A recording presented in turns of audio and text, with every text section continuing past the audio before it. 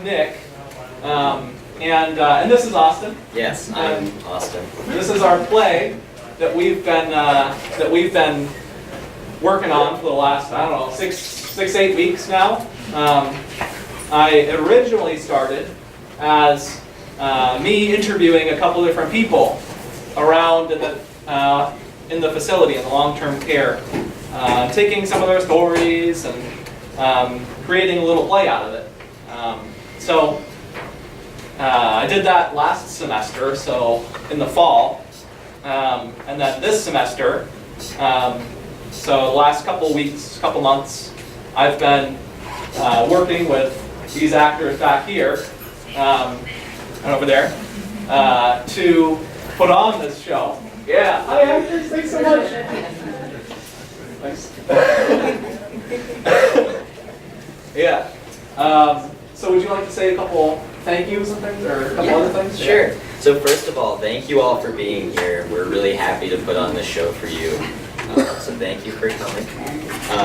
But also we want to thank a few groups at Colby College where we all go. So we want to thank the Colby College Theater and Dance Department for helping Nick make this show possible. The Colby College Office of the Provost, who also helped Nick to put this together. We want to thank the Colby Center for the Arts and Humanities, which does a lot of work on campus putting together programs like this. And we want to thank Lakewood Continuing Care Center for allowing us to come here today and tell you all some stories. Yeah. So a lot of thank yous, just different people who supported the project throughout the time. I guess there's exits. If you need to exit, go ahead, raise your hand if you need to get out. I think there's a couple people back there who can help you out. Let's see, any other points you need to say? Yeah. I think a little bit afterwards we'll have a little chatting time, so if you have any questions, think of them and keep them in your head throughout it. We can answer them. Otherwise, thank you so much and enjoy.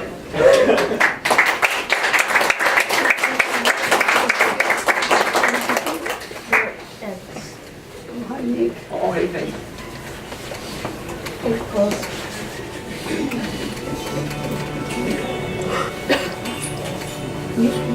Yes.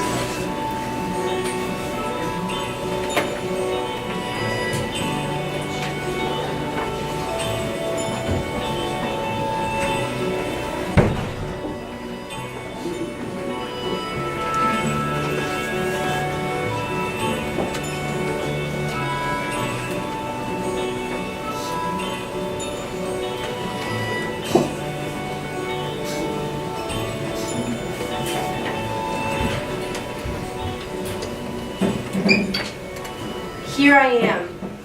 I hold memories. I hold their stories. Loves, losses, the little things in between. I knit life's moments together. These are but a few stories to remember. What do you think about death? I remember. Alone. It's hard. It's destiny, you know? No. You'll have to go. See for yourself. Here are a few people for you to meet, to learn about destiny, about life. Whatever happens, will happen. What do I have here? Oh, that's a vial of clementines. Feel free to have some if you'd like. Just recently had diarrhea, but they gave me some Imodium for that, so I think I should be able to have some. What do you think? I don't know, probably okay. I'll try it. Did you get your hair done? I like it. Yes, I got it special. Oh, really? It's my anniversary.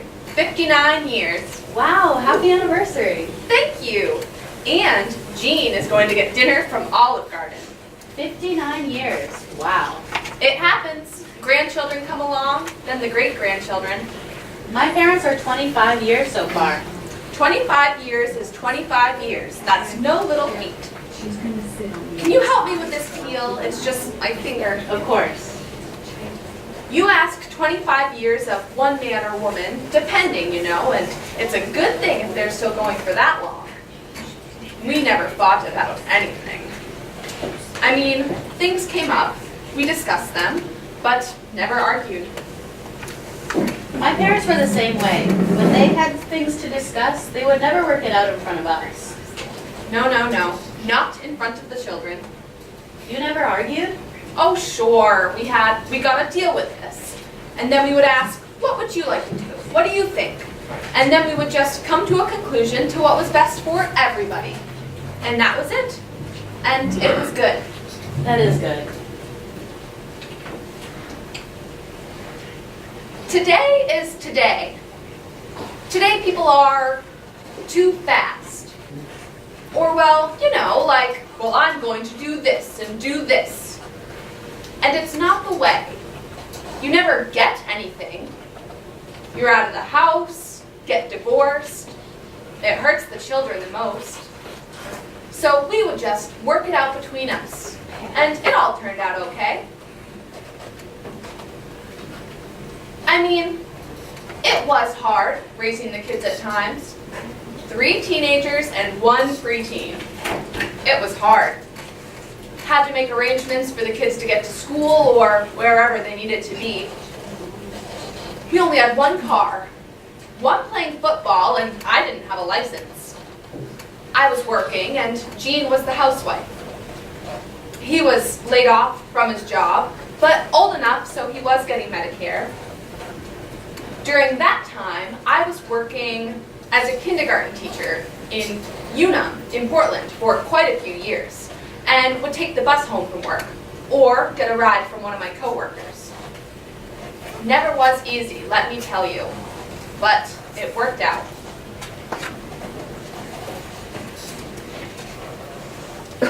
She stopped coming? Yeah, she just get bored. I told her, I've got to let you go. It's the best thing for you. But she'd kind of whine and complain and say, yeah, but I want to come by and play cards or cribbage every once in a while. I didn't like that. I told her, if you get a new boyfriend and he wants to go down the coast on the weekend and you say you can't because you're going to play cards with your ex-husband, how's that going to sound? She said I hadn't thought about it like that. That was 6 years ago now. Haven't seen her since. Sounds like it's been a long time coming. Long. Clementine, Well, thank you. you got any family? Yeah, my daughter. She's mad at my ex-wife now. Because she left you? Yeah. I've got my parents too. You know, I'm only in my 60s. They come by every once in a while. I tell my dad there's Gunsmoke on. 2 episodes every day, 1 to 2 o'clock, but he hasn't come by. Guess he's too busy. They always stop by after church on Sundays though. Yep, that's how it is. Yep. You got any family around here? Gene, you know him? Yeah, tall guy? Tall, sometimes comes in and eats dinner with me. White hair, beard. Did he spend some time in the other unit a few months ago? Been in and out. I think he's been in there 4 times in the last year. Really going downhill now. Sorry to hear that. Yeah, well, we've all got someone, right? Yeah, one way or another. Whether they show up is another matter.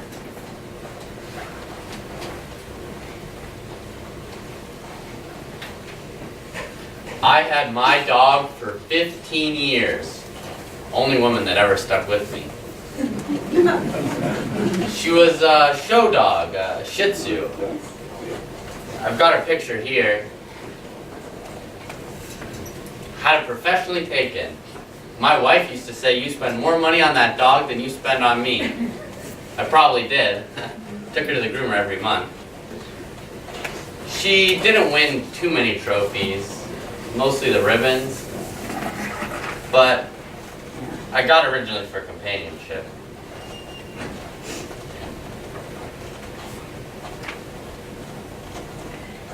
She wasn't all too affectionate, but when I was having a real bad day, she'd come and sit on my feet or hop up on my lap, something like that.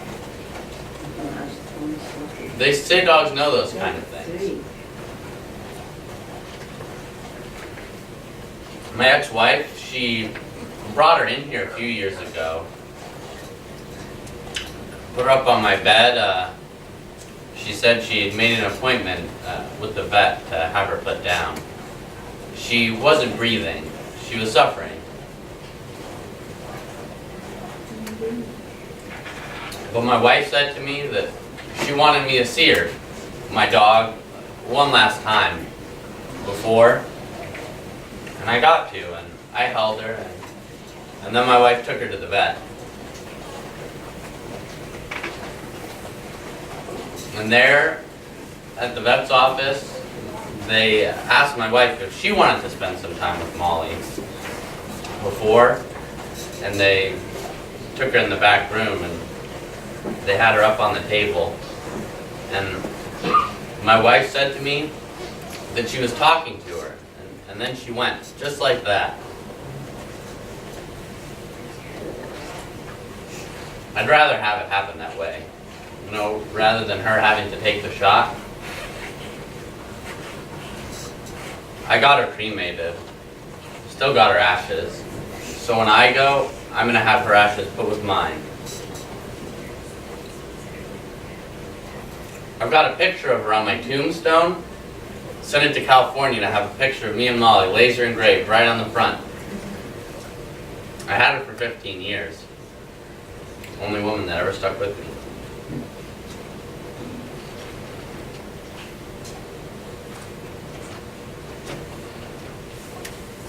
Here. Are you? I can be. The barn. We built from an old barn we tore down from Belgrade Depot. An old barn. They used rough stuff back in the day. It was so sturdy.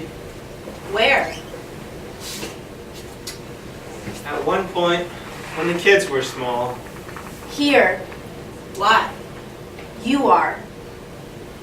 I found myself on a beam, going across, tearing this barn down, and I don't remember how wide it was, but it was a substantial beam. But all of a sudden, I found myself standing there, and I just froze.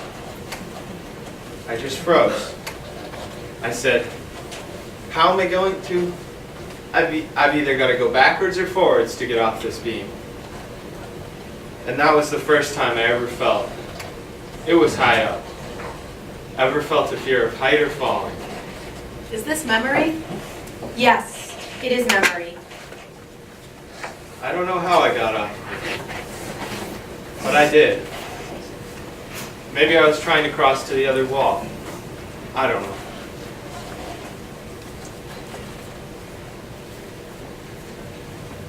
I raised goats, and the goat meat is called, it's like a French word. It's good. It's not gamey or anything. And goat milk is just about one of the best kind of drinks you can have. As my kids used to joke, it's not bad. I had goats and rabbits and chickens. And the sign outside the house read, fresh eggs. Oh, chevon, that's the word. C-H-E-V-O-N. I think it's French. Anyway, the sign was fresh eggs, goat milk. I can't remember.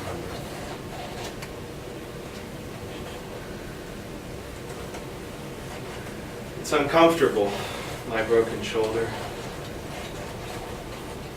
I've had a couple visits from hospice, and the nurse is very nice.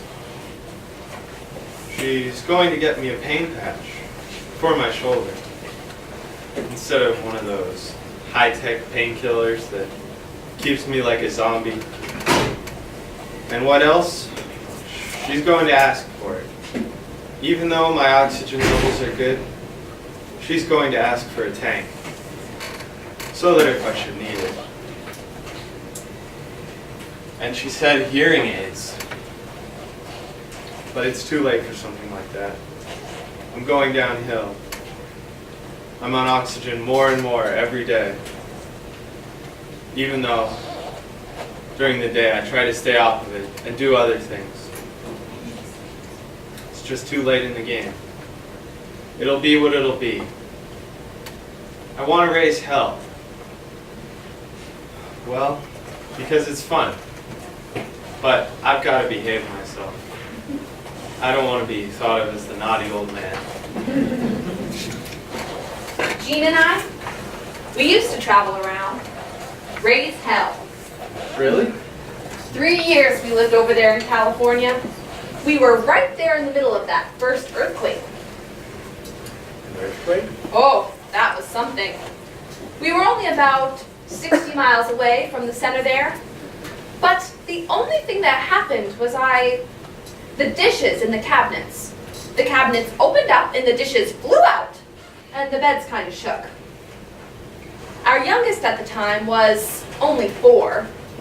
She says, "What's happening here?" And me too, I've never been in an earthquake. And Gene, well, he's just standing with his arms in the doorway, you know. I said, "Is this the dog under the bed?" A dog?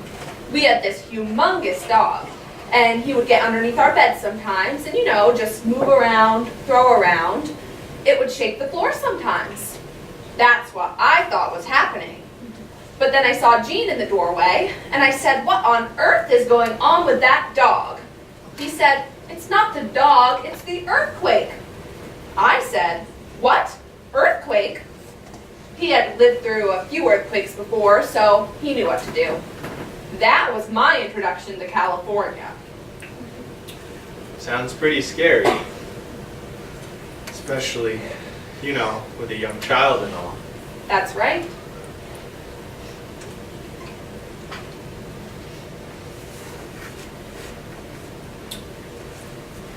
It was a beautiful movie that I had on VHS. Somewhere in time. Yeah, Somewhere in Time. I think that's what it was called. I probably saw that at least twice. It was sort of a modern day, reverting to a yesteryear, and then at some point realizing it was still in the present. It sounds complicated. It's because in the movie there's this coin that brings someone back to the present. It was a love story, without all the mushy-gooey. Just a young man falling in love with someone from yesteryear. Really, really, a good movie. No bad words in it, no nudity, a nice clean movie. If I come back in another life, or if my spirit lives on, I'd want to be a black crow. You know, those big black birds. They eat the corn, fly so majestic. Just think, not having to walk everywhere. Just open your wings and you're off. So if you see a black crow, think of me.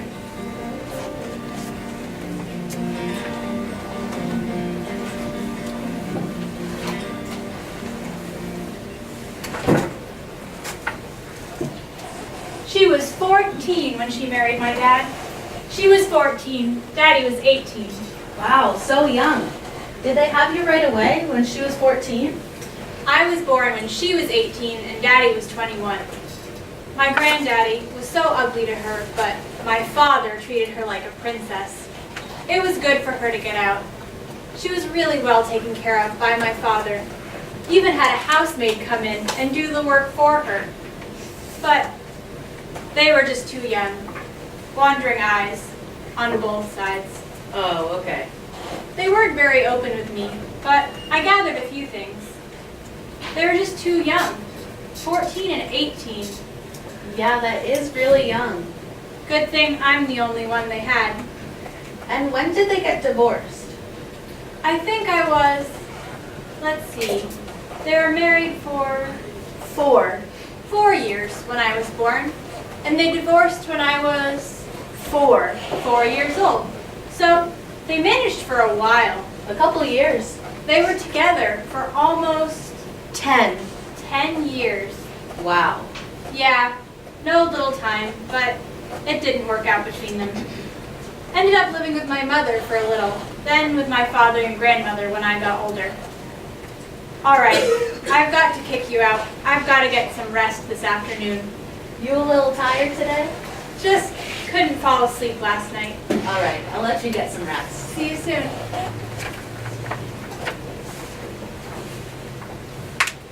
I'm feeling a little under the weather today.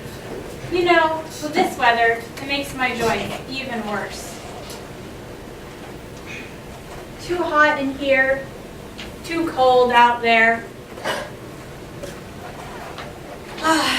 Guess there's no good temperature. And did you read the paper this morning? Well, let me see if I can find it.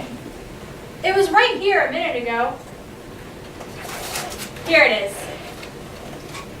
My granddaughter. She's in trouble. She's in the paper today, on the television. Her and her boyfriend. Trafficking drugs. Heroin. They arrested the both of them. Must have been pretty rough for her.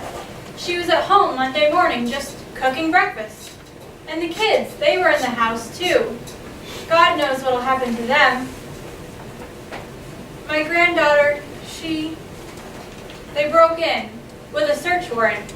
Found $4,000 worth of drugs. A gun. Another $4,000 in cash.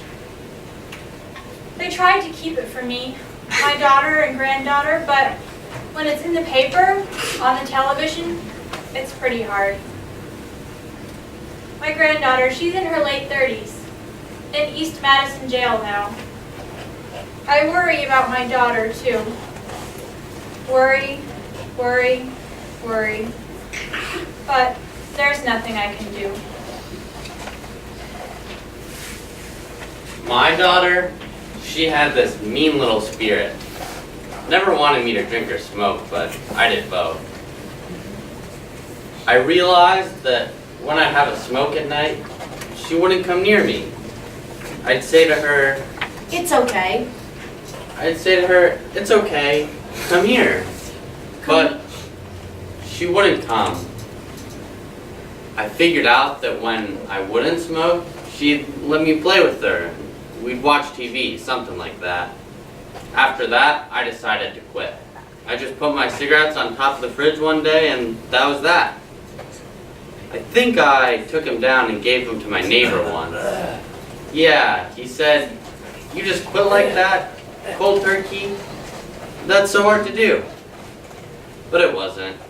I mean, my daughter didn't like it. Why would I do it if she doesn't like it? At the time, my wife was a smoker too. Only in the evening and only one or two. But I told her, "You ought to quit. It's no good for you." Plus, our daughter doesn't like it. I mean, why would you do it if she doesn't like it?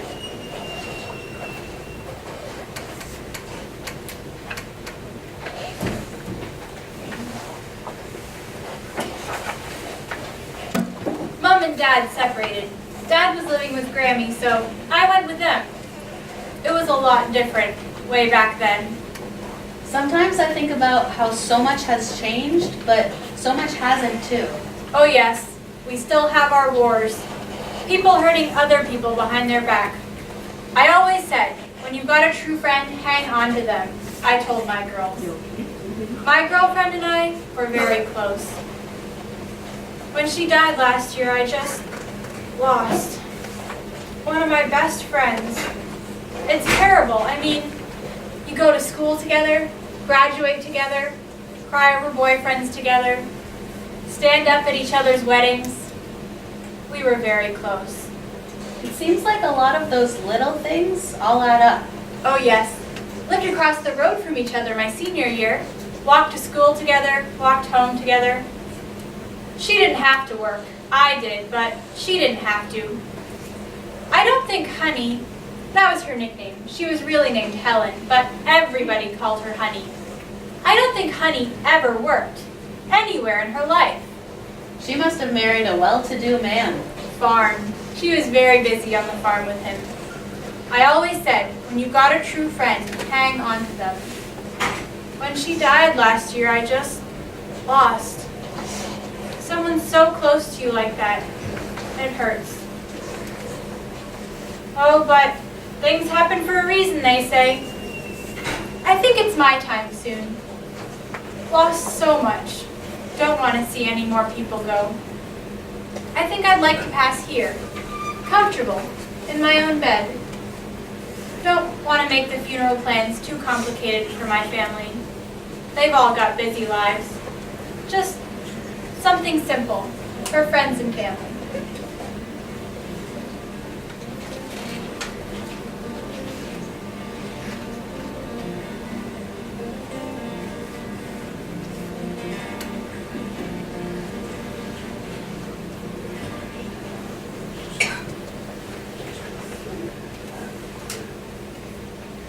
Clementine?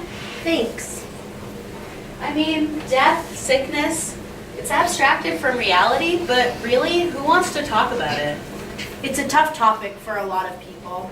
Well, it's not too gruesome a thing for me. I mean, I find it beautiful in a way. That's good. It's partly what you make of it. Death is a funny thing. There's a birth and there's a death, but then there's everything in between. You can die bleeding out, or you can die from pneumonia, what they call man's best friend. There's death by cancer, slowly eating away at your bones. And then there's the sudden and unexplained stroke or heart attack. Your body goes limp, just one side, and you start to lose your speech. It becomes slurred, like when you're drunk. And all you know is that you're trapped in your own body.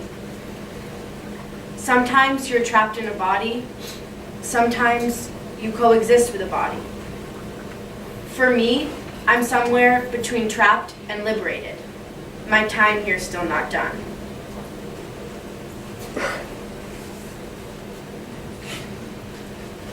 It's a deep hole you can dig yourself down here. I'm not trapped in a body, but in a place. Deep down here, I am not to leave until my destiny is finished. I've died before that, and come back, and died again. But now I'm in a different place. I'll be finished soon. It's not that I'm a ghost, it's just that there isn't just dead and alive. There's a middle space, a gray area, deadish and alive-ish. When your spirit's still alive, and everyone feels it, it's there. In life, living, you can't describe it other than a feeling. Sometimes it's a feeling of relief. Sometimes it's a smell that comes and goes. Sometimes it's a dream. You can leave and come back, or you can stay until you leave forever. It's how we're remembered, engaged with by the people still fully alive. Not that you can bring someone back to life, but you can remember them, and that can somehow bridge a gap. I think there are still a few more people I'd like you to meet, then you'll have understood. I raised my daughter up in Texas, but when she was 18, she decided she wanted to come to Maine. We got into an argument, and I said, "We'll go anywhere." She said, But I promise. "No promises. But You've got until tomorrow. at least help me go. I will buy you a ticket I'm going to Maine with Mom's family. tonight, and I don't expect to hear from you." All right. She's just like me. She's too stubborn to, We'd talk on the phone, and I'd come up a couple times a year. We're both just too bullheaded to admit we were wrong. She came up to Maine because this is where her mother, my wife, is from. And she met a pretty good man up here, too. I've known him for at least 15 years. We just got into a hunk of beef with each other, my daughter and I. Just neither one of us wanted to admit we were wrong. Couldn't find a way to meet in the middle. He's a nice guy, just wouldn't do anything to her. He's pretty steady, not a drunk, nothing like that. He still has the same job he had when he was in high school. That's where he met my daughter, was in high school. She had about a year to go when she came up. We just, neither one of us wanted to admit we were wrong. There is wrong too often, and it hurts the most when you don't admit it. She had her things she was wrong about, and I had my things I was wrong about too. Couldn't find a way to meet in the middle. And don't meet in the middle. Anyway, she had about a year to go in school when she came up, and I came up for her graduation. I suppose it worked out best in the end. But it works out either way. All I can say is, she couldn't have met a better guy. Nice as anything you'd want, I could say. They're not rich, but they're real down-to-earth folks. I used to come up from Texas in the summer. I'd take a couple weeks or a month off. I'd just park right outside. And not that they had a bunch of land, but they had a pretty good piece of land. They don't have it now, but they used to have a meat business. The farm was up in Clinton, came all the way down to Waterville. He had a butcher deal set up in the barn. It was all state approved and everything. I just really like the whole family. She calls now, just about every day, to check up and talk. Sounds like it all worked out.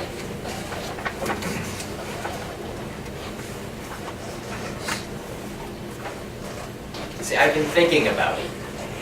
At first, it doesn't look like much, but the longer you look at it, the more detailed it becomes. See, it's this little hippie kid. He's walking down the street, and there's a fork in the road. See, it's one way with the other hippies. The other is settling down, having kids, toys, swing sets, that sort. See, the side with the hippies, it's got the dancing ghouls. They're smoking, eating, hanging out, having fun. It's good times. The other side is dark. There's some sad toys, broken railing. The hippie side has a staircase. It's got a couple angels. It looks like darkness on the other end. It's in pen. A friend drew it for me. It's really nice work. You don't see much like it nowadays. I could just look at it for hours, and I'm still finding new things hidden in there. Like, just today, I noticed that's a river of bodies down there off the path. I'm not sure what it means. I'm just surprised I hadn't noticed it before. It's pretty beat up now, traveling with me all these years. I've spilled a lot of things on it, coffee and beer and stuff like that. I probably could have taken better care of it. Well, I was from Massachusetts. So we went in the restaurant, and we went in, and there was a menu. And we could get anything that they have. He said, "What do you want?" I said, "I don't know what these things are or where they came from." He said, "Well, you've never seen a lobster." You'd never seen a lobster? No! Look, I am from Massachusetts. And yeah, they have a coast, and yeah, they have restaurants, but they don't serve that. Then Jean says, "That's what you need to order." Okay, how was it? Okay, so I ordered it. The lobster, the baked lobster. And when it came out, I said, "How do you eat this?" I said, "I don't know." He said, "You gotta crack it." So you cracked it? No, not me. So I cracked it open and sucked out the claws, and then you do the middle and you do what you want. But don't eat the green stuff because that's That usually is the poop. Oh, yeah. So I said, okay, I won't eat the green stuff. And he said, here, try the tail, like this. Just like that.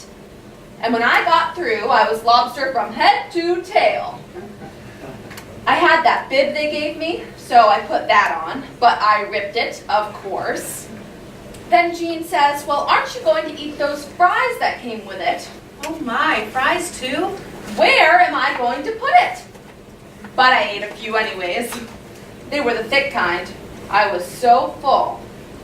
I said, and where are we going to go now? He said, I think we'll go to Lubeck. I go, and where are we going to stay there? At a hotel?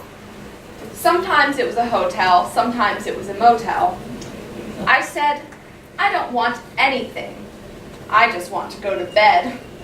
He said, if anything, you have had an experience. Sounds like it. And then we went on, overnight and up the coast.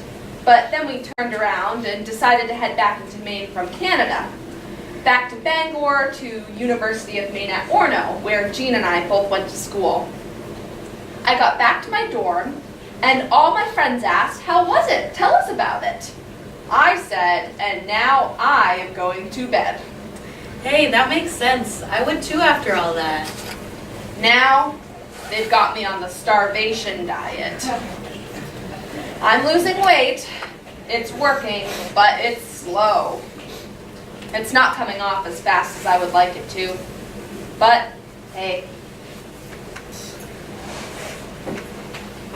I've had a lot of fun this last little while here. Just sorry it came to an end so quick. That's life, I guess. Yeah. That's life. I guess it is. You see, it's kind of the car accidents that got me here. It was a series of wrecks, stacked one on another. This last one wasn't even my fault at all. The guy in the other lane had a heart attack. He zipped over into my lane, hit me head on. It was kind of just after I topped out a hill, so there wasn't that good of a seeing distance. So it wasn't your fault? No, it wasn't my fault. I was going down to get a load of wood. I was cutting my own wood in those days. It was a pretty good way to stay in shape for a truck driver. It was Thanksgiving.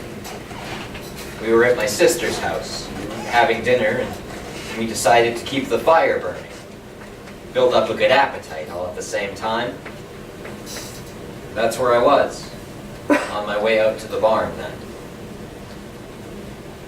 You've been a good friend this last little while here. So have you, Charlie. Hope to see you again sometime soon. No, you never do know what's around the next corner. That last one killed a lifelong friend of mine that was in the pickup with me. I'd like to go peacefully, but other than that, I'll let what will be. I remember it was my aunt. Maud was her name. She was a strong woman. I see her sometimes, you know, in my daydreams. And if I have a bad dream, she'll be there with me. Or I remember when Jean was in the hospital, I swore I saw her there with us. There's dying alone and dying alone. They're two different things. Dying with no one in the room the moment you die, and dying with no one in the world for you when you die. I guess what I'm trying to say is, I don't mind dying alone in the room because I've got my friends and my family and everyone here with me. They can tell us something, our ancestors. Like, not what sandwich to buy for lunch, but something important. Or just be there with us. Be there as we travel through life. Just there with us.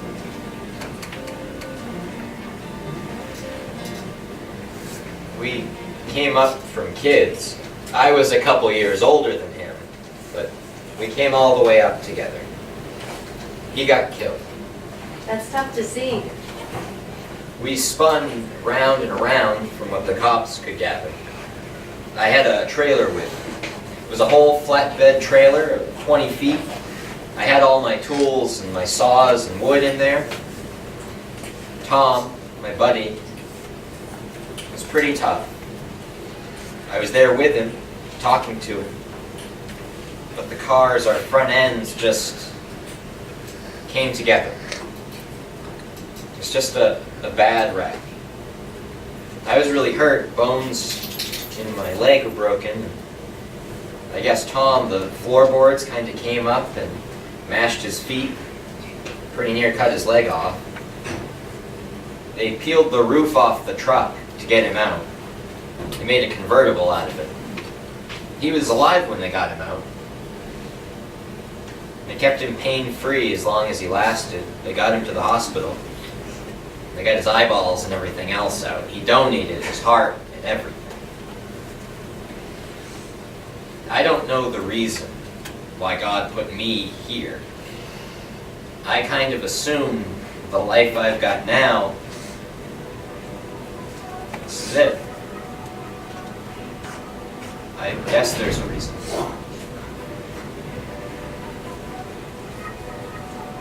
It's been difficult for me. Going from a man who was always active to just sitting here, wondering what's on TV tonight, seeing the same old thing, day after day. I've had some pretty good friends in my time here, but now they're all gone. Anyway, there's no use getting... It is what it is. It is what it is. It will be what will be.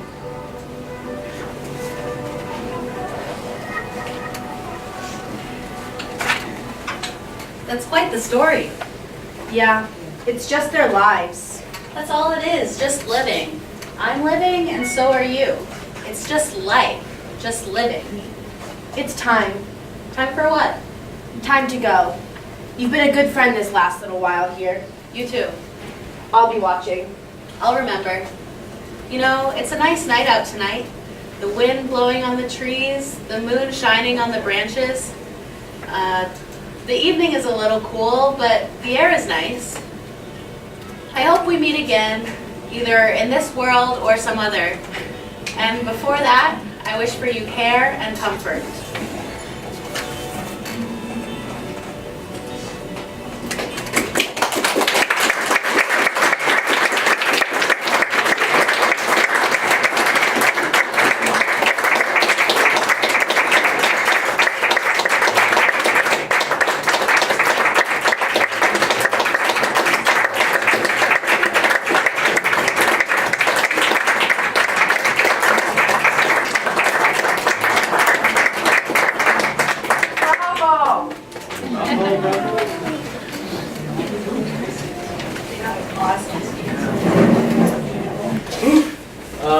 Wow. Let's see. At Colby, we did like this performance, and then we had a little Q&A afterwards, sort of a question and answer. So if any of you do have a question, we'd be happy to answer it, sort of here or afterwards as well. We'll sort of be hanging around. Our sort of process was, I guess, can all the actors come in? Yeah. Yeah, we could all sort of introduce ourselves and talk about. Yeah. So I'm Nick, and I'm a senior at Colby. I'm a theater and dance major, and so I put on this show, took it all, and made it all happen. With the help of Austin and a couple other people, and yeah. So we have sort of, each person's going to say their name and then what they're sort of playing, what role they were playing. Each name has been each role has been sort of, the name has been changed from the actual person, and some of the stories have been transformed to make it anonymous. So. I'm Oaks. I'm a freshman. I play Pat. I'm Caitlin. I'm a senior. I played Sharon. What are you guys studying? Environmental science group. Environmental science. Psychology, neuroscience. I'm Jake. I play Charlie. I'm studying neuroscience. We know Nick. Yeah. I'm Austin. I'm a senior at Colby. I'm a government major, and I was playing the part of Walt. I also helped Nick co-direct the show. I'm Tori. I'm a sophomore. I was playing Esther, and I'm studying psychology. My name is Maya. I was playing Sam. I'm a sophomore at Colby, and I'm studying neuropsychology and education. I'm Olivia. I'm a senior at Colby, and I was playing memory. And at Colby, I study neuroscience.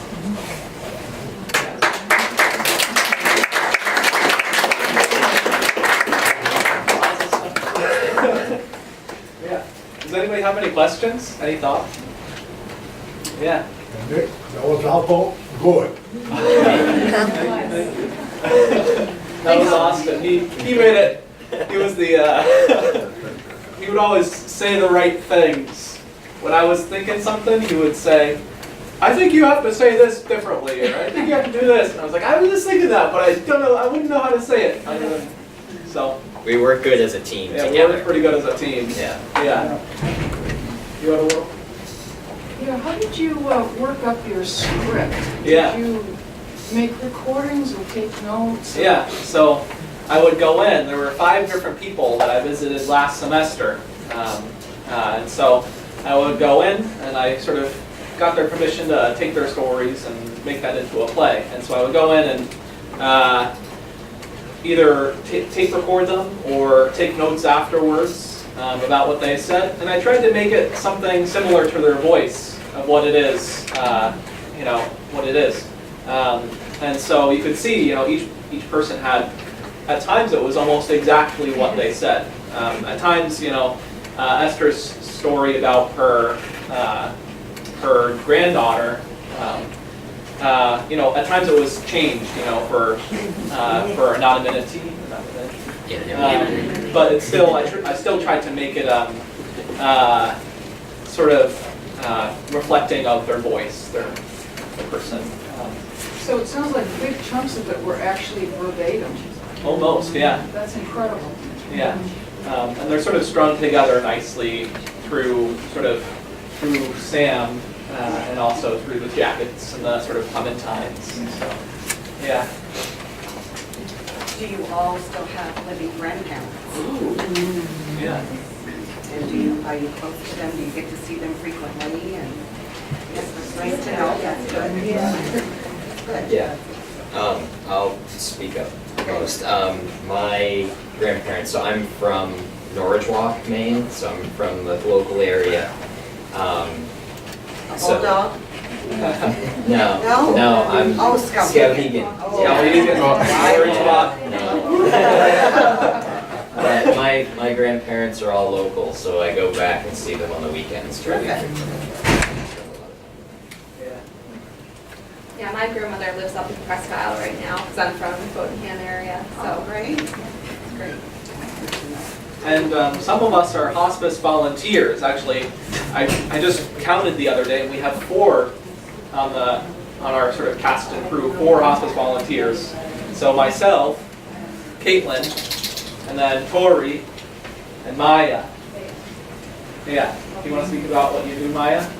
Oh, Yeah. sure. Okay, so last spring, I went through an extensive training to become a hospice volunteer, and now I have a nice relationship with a woman who is at a different home in Waterville, and every week I go to visit her. Sometimes she's napping, but usually I get to go into her room and we talk about how her week has been or kind of just her life. And I just listen to her telling her about my own week. And it's just a really nice relationship that I've created with her, getting to know like kind of a different part of our community here in the middle of Maine. Yeah, more stories of our, we actually have a little lobby display back there. And so there's more stories about each of our sort of a biography, and a little bit about each of our grandparents, some older person that was important to us, sort of. And so there's stories back there. Jake actually lived in a hospice house for a while, in the basement of a hospice house. Yeah, both of my parents, they owned a hospice facility, so I grew up living there for 3 or 4 years. Yeah. We I have a all have some question. connections. Just to bring it, to make it more real, I guess, Yeah. to say, how has being a part of this production for all of you affected your perception, or how has it affected the way you think about this population, or something like that? I mean, has it made you see things differently by being a part of this? Because I know that Nick's background with all of this, his purpose was to kind of connect generations and through these stories. So just wondering how, if at all, it has affected you as a group, or what you plan to do to make a difference. Yeah, someone asked a similar question at one of our other performances, and I said that, someone asked a similar question at one of the performances we did at Colby, and what I said then was that doing this helped me realize how many awesome stories the older people in my life have, and it made me take the opportunity to ask them. So like 3 weeks ago on our spring break, I went to go see my grandparents, and because I'd been in this production, I think I got to hear things that I wouldn't have heard otherwise. So yeah. Yeah, I was just going to say, with all of the older people in my life, sometimes I feel like I don't connect with them enough, and so I've been really making an effort to reach out and just hearing about their lives, because we're all just living our lives, and it's so important to listen to everyone else that's been through obstacles and happy moments, and just hearing all of that and creating those memories. And it's also made me more conscious of my own life and thinking of what impact I'm leaving on the people around me, and what stories I'll have to tell someday, and just how important it'll be come my time when I'm older someday. And I just think it's really important to connect with all of my loved ones and every person in my life that has stories to tell. So I would just encourage you, all of you, to not only keep this within the 8 of you, but to share it with your friends, and to share the love that you have for this population with them, because it's not something that is as prevalent as it should be within this generation. So for you guys to be able to you can make a huge difference by going out, telling your friends, telling, in your own way, to, I hate to just use the word respect, but to, really honor and respect that generation, so you can learn. There's so many things I've learned, and I know that several other people here have learned from stories, from words of advice, from being around these people, because these people are awesome. So, but not everybody sees that. So for you guys, I would just encourage you to take that back with you, and to just spread it around. For you that are graduating, for you that are just starting, just make that be a part of your life. Yeah. It will make a difference, I I promise. think even the performance at Colby that we did, that we had 2 performances last weekend, and there was a lot of students that were able to go. And a lot of the students afterwards, came up to me and some, all of us, and were like, man, that makes me want to go now, talk to my I've never really hung out and listened to my grandparents very much. Or it made them Or want to. volunteer. I was gonna say Lakewood. It makes me want to go and listen, because, their stories are important. So I think that, They are. already happening a little bit, Yeah, I think that was a really rewarding experience, hearing other students, hearing our other people our age say how deeply seeing this play really made them feel and made them want to connect with older folks, both in their own families but also in the community. I had a couple people say that they wanted to find a way to get involved now, so Tell them, give me a call. exactly, yeah. Nick no, knows how to sharing- reach me. Okay, Yes, 'cause- sharing these stories and the experience of what this has meant to us is, for us, just as rewarding as being able to be here and put on the play. So, Well thank done. you. Very nice. Yeah. Any last questions?